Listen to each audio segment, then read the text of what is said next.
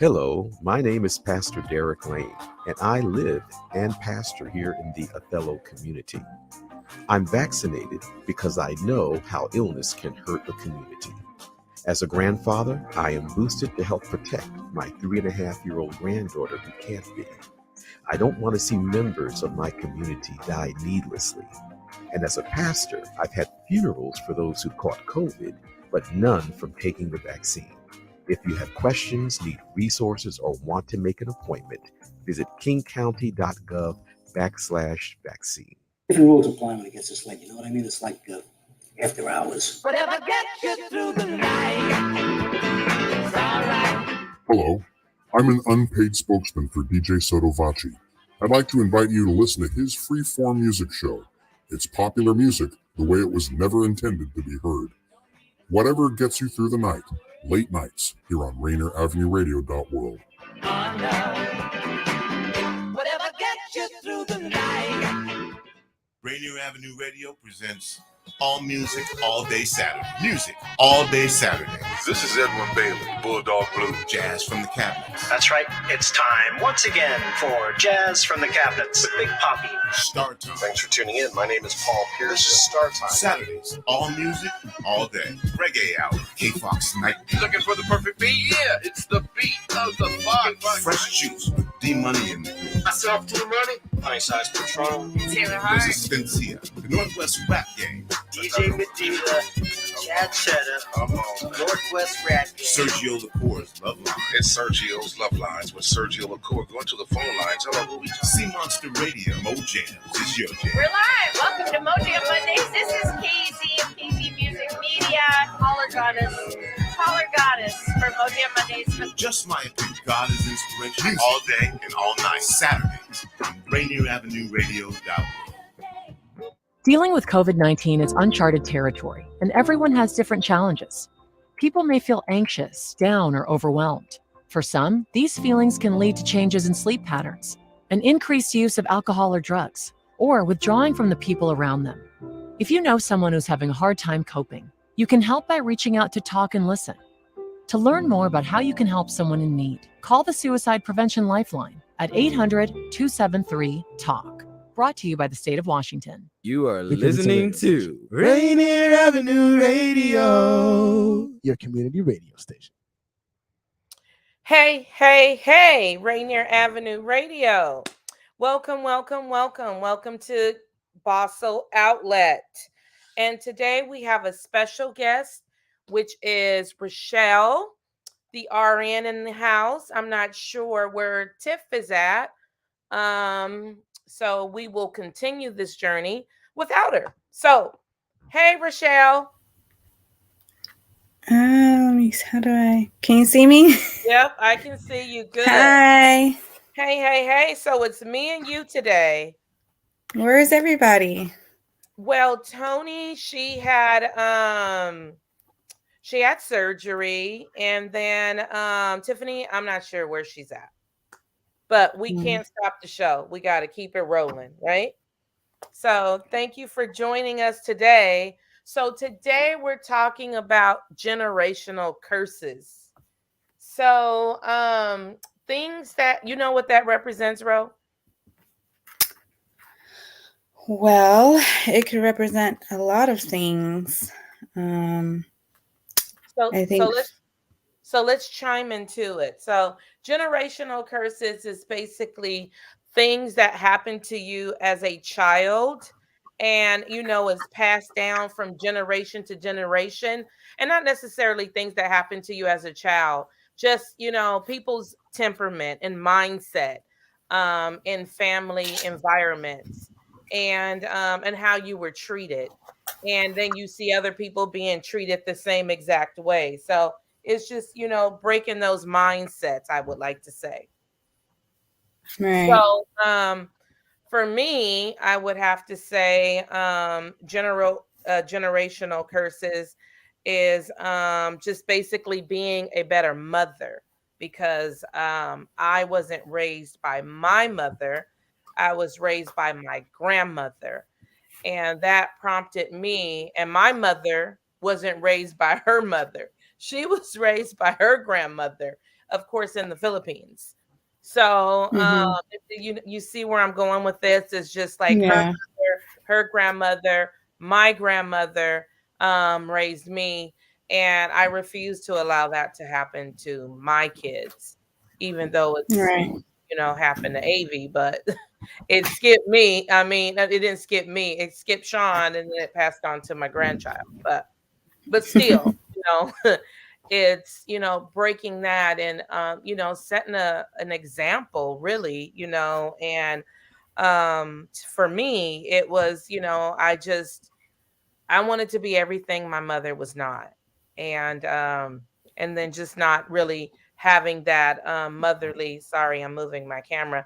That motherly support and every child wants their mother in their life, and I just didn't have that. All my friends did, and I just never did. And I always said to myself, when I have a child, I am definitely not going to be that way. I'm going to definitely be in my child's life and be present.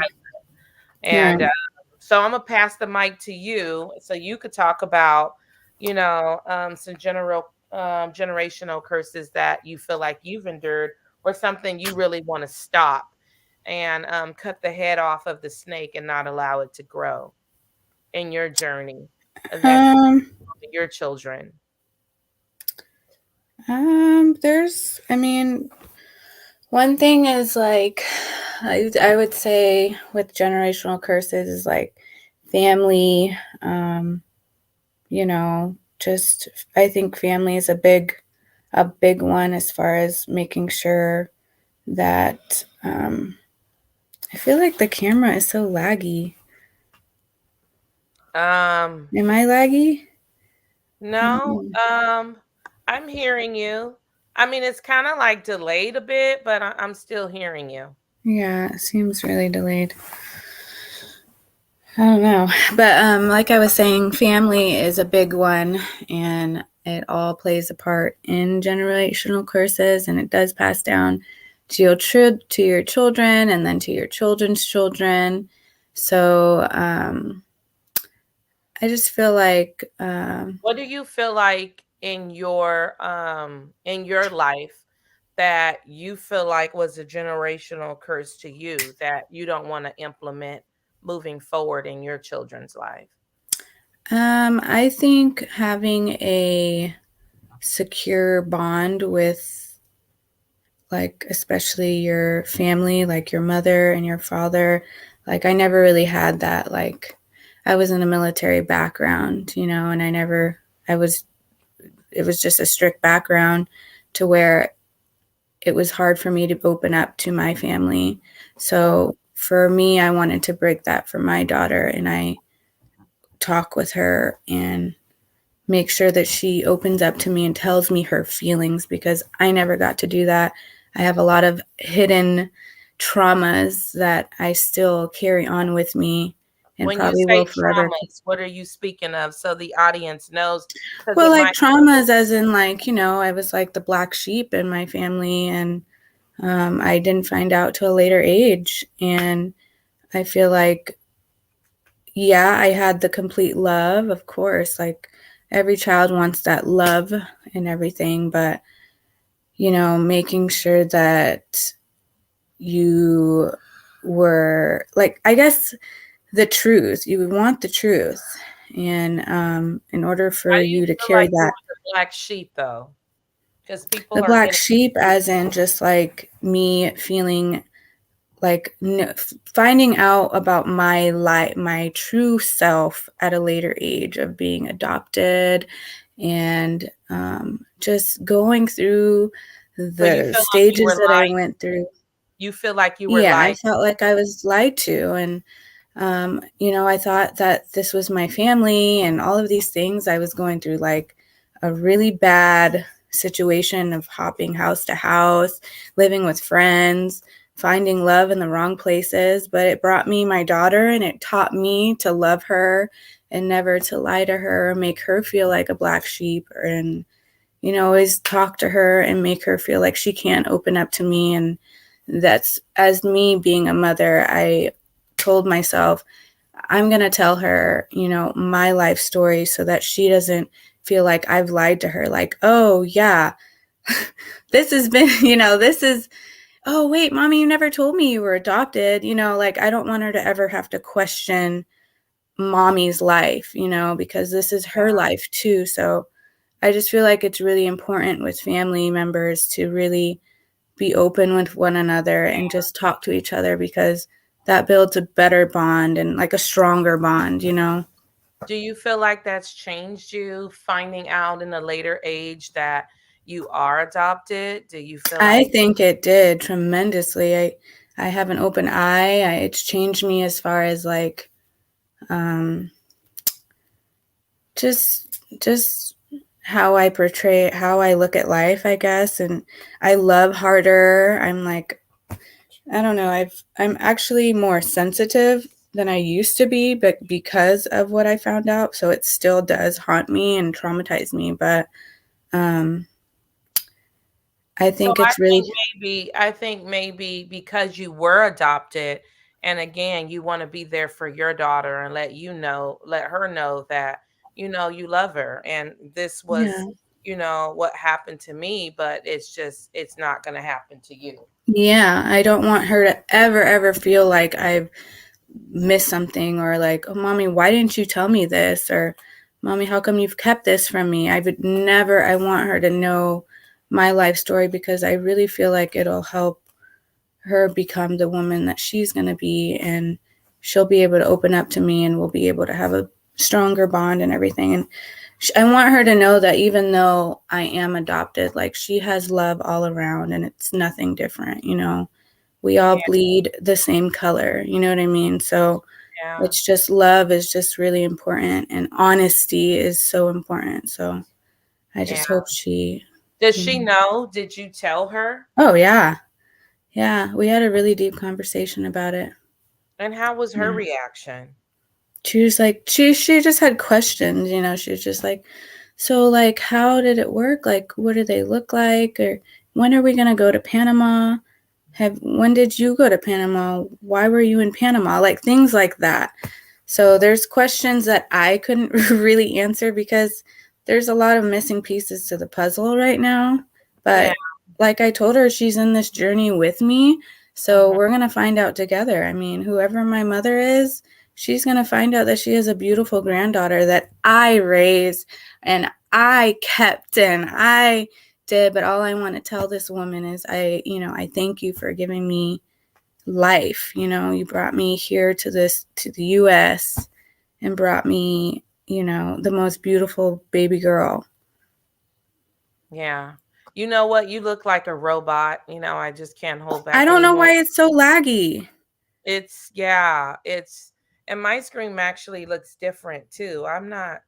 Oh, Daniel said it's the internet. It's your internet. My internet's fine. I don't know. You want to log out and log back in? Yeah. How do I do that? You sign out, then sign back in. Hold on. Just click on the link again. Just hit sign out. Leave studio. Yeah, there we go. Yeah, she was kind of sounding like a robot. So let me go ahead and give a shout out look, I got to read it, okay, because Tiffany normally does this. Want to give a shout out to YouTube. Not a shout out, but you can join our See, I'm already messing up. You can join our platform and you can go to YouTube, Facebook, Twitch, and Twitter. So you can tune in to check us out, and you can actually watch the shows for people who don't have the time at 10 o'clock, especially because we're PST and you may be on the East Coast. So again, you can watch the reruns of the show. That better? Oh yeah, that's a lot better. Oh God. I think it's because I had like other tabs open too. So. Yeah, that's a lot better, and you don't look so fuzzy either. Yeah. So with that being said, I feel like that is going to let me address people out there. If you have a situation in your life that you feel like is repeating itself in your generation, feel free to just get up out of that situation. There's Yeah. no need for it to follow through. If if you feel like, and just case point, if you feel like, and it's just not even just women, it's men too. If you feel like, you were abused as a child, let's go there. Doesn't mean you got to start abusing your kids because you were abused as a child. And there's different ways to handle situations. And Yeah. there's so many people that have been abused that, just, mentally, physically, emotionally, and all these things. And they turn out just fine. They really do. Because you can't let that define you. I mean, it does hurt you, because you're kind of traumatized, but you can't live in that moment and carry it on to the next moments, right? I mean, there's chapters in your life, and you hit milestones in your life. You'll never hit those milestones if you're letting your past or how you was treated define the person that you are today. Yeah, like you say, you always say, like it starts with the environment that you're in, Like, Yeah. who are you surrounding yourself by? Are they toxic? Like, is this a toxic environment? Yeah. So I think that takes part in it too. Do you think that, with the situation of not having, a mother and a father, do you feel like that's, help with your choice of men? Well, I think I can't say that I didn't have a mother and father, because I did have amazing parents. I have amazing parents. My dad passed away, and it's definitely changed a lot. My dad was the actual, like, soul bred. He kept piece. everything grounded. And now it's a whole mess because my mom is not very much educated in a lot of stuff. Checked out. Yeah. So my dad he did my taxes for me every year. He was that person to, like, run the show. He was the one that was grounded. Yeah. So now it's really a hot mess right now. But and how long has he been passed? How long has it been? Like 5. It'll be 5. It'll be 6 years this summer. Wow. That's been a minute. It's just Yeah. Time. That's the thing about time. It has no prejudice, and it does not wait on anybody. Like when my grandmother passed, 6 years ago, and I always said, oh my God, if something ever happened to my grandmother, yeah, I don't want to live anymore because she's my heartbeat. She's my life. It's hard. Yeah. Yes. Like, how do you live life? Like, you just got to figure it out, And when she passed, it's like 6 years later, and it's like life is moving forward. Way too fast. Whether you want it to or not, it's going to keep moving. It's not going to stand still because you're going through something right now. It's going to keep on moving. I can say, though, like, when I found out that I was adopted, that's when I went through a midlife crisis. Like, I was young.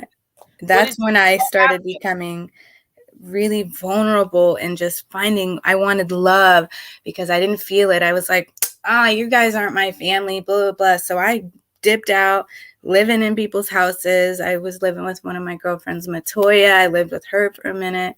I lived with one of my aunties. Like, I was just house hopping. You hit a wild streak. I was young. Hi. There she go. Girl. Okay, girl. Hey, baby. What's good? What's good with it? Obviously, Tiffany lost track of time. That's okay. Yeah, You're a busy woman, girl. I would have hit you up. I was like, oh, maybe something happened, or maybe you were asleep. I was like, where's everybody? running around. Where's Tony? She had surgery. Oh, okay. She had a hip replacement. Ooh. Yeah, she had a hip replacement, and she was like, I'll get on. I'm like, no, go ahead and let that anesthesia wear off. Yeah. Okay. Rochelle, what we talking about? We're talking about generational curses. Oh, God. Okay. Got it. Okay. Go ahead, girl. Yeah. Sorry. Okay. I was just explaining that I was just a hot mess when I was young, like 18, trying to find out who I am, thinking I wasn't loved when really I did have that love, but I just was just a hot mess. then I met my daughter's dad, and I'm thinking I found love because I just felt it. You know what I mean? And I was just out here being dumb, full of cum, and because I wanted to have love, you know, I wanted to feel love. Right. We've all been there. We've all been there. So it brought me the best little girl ever, though. You know, I don't regret my journey. Full of cum. My journey full of cum. I mean, I don't regret any of it. I have a lot of those stories, so I know you do. So your turn, Tiff, on generational curses. What are we not going to repeat? So I think for me, growing up in a household of there's 7 of us. So there's 7 of us, 6 girls, 1 boy. I'm the 3rd oldest. My brother's the oldest, and then there's 6 of us, all 2 years apart. Wow. One thing that we never were told until I probably hit maybe like 24, never told I love you. Never. Oh my God, me neither. I knew you were going to say that. Never told I love you. And I remember just getting older or never even talked to about anything. Mind you, it's a household of 6 girls. So I remember like, this is my mom's idea of telling us about our period. She would throw a bunch of pads underneath the sink in the bathroom, and as it ran low, she would just fill it up. Never once talk to any 6 of us. Like never. Why you get periods and like never. You know, we had to learn in school, you know, when they I don't know if they even still do that. That was fucking back when I was like 11. I didn't learn in school. Did they do that? Yeah, it was in 5th grade. Fifth grade, I think. They would talk about sex education. The sex education, that was 5th grade. Was it 5th grade? Well, out here it was 5th grade, and I remember them talking about it and things like that. And I remember shortly after that, our period coming. That was literally her idea. But one thing that really stuck with me is like she literally never said I love you. And so what I said I was gonna do when I have kids is never go a day without. And I don't. From the time they were little, even now, they still get kisses. They still get I love you. My son's almost 27. Every time I talk to him, I love you. My girls, every single day I come in, the 18-year-old wipes it off, but they get kisses every fucking day. Like, I don't go a day. I use it religiously too. Very religiously. And it's like you have to, because it has to get broken somewhere. It has to get broken somewhere. So I remember asking my mom, like at like 24, like, you never said, and she just said, my mom never said it, and my grandma never said. And it's like, so want to break that. And that's what I said. So nobody thought to break. And you know what's crazy is when you look at like my other siblings and how they are with their kids, we're day and night on how we raise our kids. Wow. And no one out of all of us is affectionate the way that I am with mine. So it has to be broken somewhere. So, you know, the thing is they didn't break it. They didn't break it either. You know, they didn't break it either. I mean, it's better than it was. Are you the only one who broke it? I was the only one that fucking broke it. And you can see when you look at how it's been forever since we've all been together. But when you see how we all are together and how our kids are and how they are with their kids, like there's a lot of shit. There's a lot of drugs involved. They do a lot of shit, even just around their kids. And I'm like, that's none of that. I'm not doing any of that. I'm not with any of that. So there's a difference, you know, there's definitely a difference with how we raise our children. Definitely, like 100%. My niece, for her 18th birthday, all her friends brought bottles. First of all, how the fuck do you guys even have access to it? Right. When I tell you, when we went over there, my daughters went and they were like, I'm like, go upstairs and say hi to your cousin. It's her birthday, because my brother was cooking. Girl, they were over there so drunk and high. I'm like, okay, we're gonna go. Like, I just don't have mine around it. And this is my brother's daughter. Oh my! So, how old are they? She is 20. She just turned 20. So this was last year. She was 19. This was last year. She was 19. So she just turned 20. Wow. She just turned 20 October, I think, is her birthday. Yeah, October 23rd. She just turned 20, and I didn't even go to her little house party or whatever. But you already know what was gonna be popping if you did go. But my whole family, all my siblings are like that. So it was like, when it comes to things like that, someone has to break it. Yeah. And so I was like, I'm gonna have to do it. Like, they're gonna hear this every day because I need them to spread that love to theirs. Yeah. Like I said, girl, I will kiss my 18-year-old, my middle one, girl, and she be like, but it's like, she can't say you didn't go all in for her. She can't say that you left her without. Well, first of all, she is me. She is literally me. She is Tiffany Jr. all the fucking way. I be seeing your little things as I'm scrolling. I'll be like, wait a minute. They're a mess. But you guys are cute.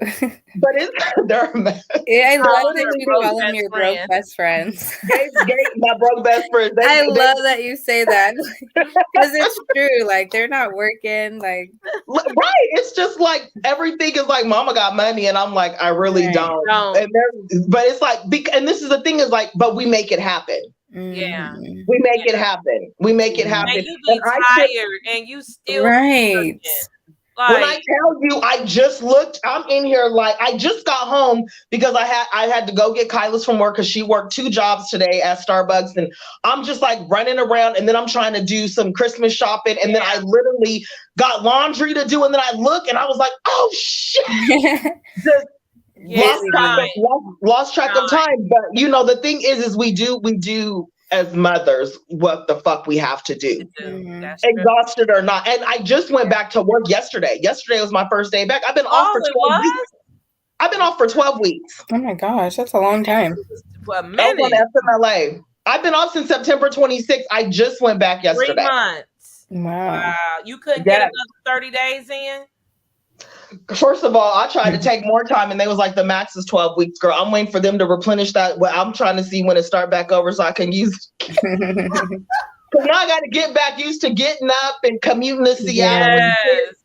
But yeah, anyway, but I feel like when it comes to that, you have there's certain stuff you have to break, and memories. I'm all about memories. So it's like, for me, I take pictures of every single thing. We didn't go anywhere. That's like me. We went nowhere as kids. Nowhere. And so my kids are used to it now, but like people that I meet are just like, you take pictures of everything. I'm like, I don't have any. I have one fucking picture of me for my whole childhood that's in when you walk in, it's a picture. I'm on my mom's lap, and I'm like, I think the back of it said like 9 months old. Pictures? That's it. Yeah. Wow. And a couple about when you was born. Baby pictures. No, I must have been like 8 or 9 months in this picture sitting on my mom's lap. And then I have a couple like elementary school pictures. But other than that, there's no outings there. We didn't do nothing. Mm-hmm. Wow. And so when we go places now, I make sure I document everything, because that's another thing I wanted to break is like, no, I'm not out here balling, but damn it, we gonna be able to go somewhere. And even if we go into the fair, I'm about to take 5,000 pictures, and we gonna remember in 2002, we was at the fair and we had a ball, you know? So that's another thing I do is I document every single thing, and they're over it, but they're used to it, but I've been doing it since they were babies. Good. Wow. Since they were babies. You know, but your dad did something different with all the rest of the kids, because you was different. You think different. You act different. They're all on, except my brother, not anymore. And then my sister under me. Everybody's like on drugs, and they all smoke, and they just ain't doing shit. Not you. Oh, I've never smoked ever. You working. You hustle. You grind. You take your full-time mother to your children. I'm exhausted. And they are the type to where they're like, I ain't about to worry about nothing. You know how people be like, fuck them kids. You know how we have that saying, fuck them kids. Yeah. No, they literally mean fuck them kids. And we be joking, and they're dead. Like, so you have to break it somewhere though. The curses has to be broken at some point. So your kids, like Rochelle, so your daughter will know, you know, this is the only thing that I know. Daniel said that's time. We're going to talk about generational curses next week. I'm gonna be on time. On hers, and you'll be on time. I'll text you just to remind you. I'm gonna be on time. Thank you. No worries. Get some rest, Tiffany. Get some rest. You see, I look exhausted. I am. Next Tuesday at 10. Love you all. Thank you, Tim. Bye. Okay. Bye, bro.